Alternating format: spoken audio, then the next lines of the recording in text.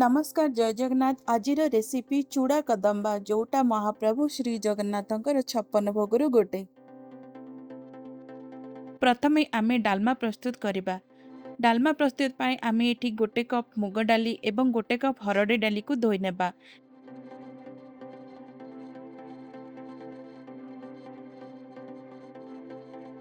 पानी गरम होला परे डाली को एवं कटा परिबा सबु जेमिति कि बोइती कखारु कदली गाजर कांकड़ पोटल झुडंग सबु को पके लूण हलदी 2टा तेजपत्र आउ किछि छेचा अदा दई 3टा सीटी दे दबा।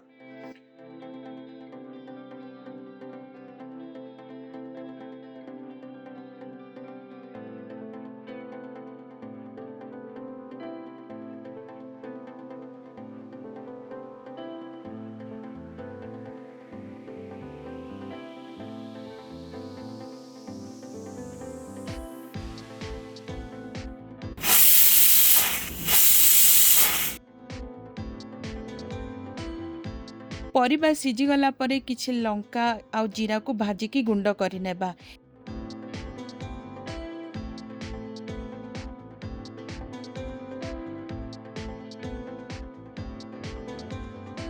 एबे आमे छुंक प्रस्तुत करिबा।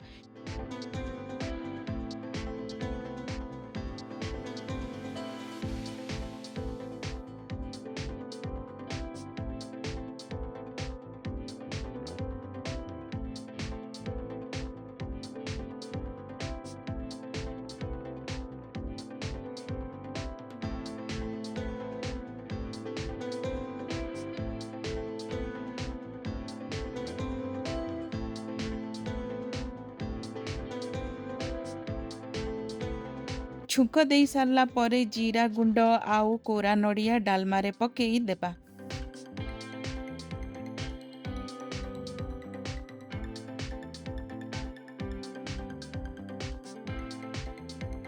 आमे 1 लिटर क्षीर को फुटे की राबिडी बनेइबा। 1 ग्लास चूड़ा सहित आधा कप चीनी मिसेई ग्राइंडिंग करे नेबा।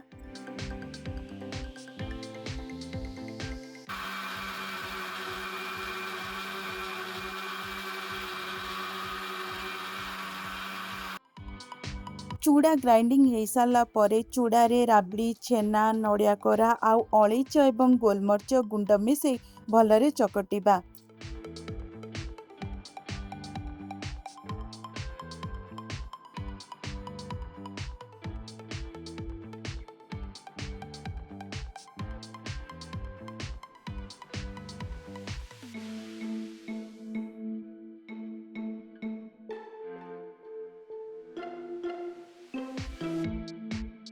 चकटिला परे एमिति गोल गोल गुळा करी रखिनेबा।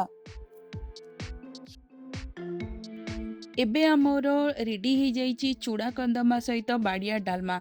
आशा करूची ए भिडियोटी आपण मानकु निश्चय भल लागिथिबो। आपण माने पूरी गले निश्चय चूड़ा कदमा सहित बाड़िया डालमा खाइबे, नहेले घरे बनै निश्चय खाइबे। रहुची जय जगन्नाथ। पुणी देखा हबो आउ एक नुआ रेसिपी सहित।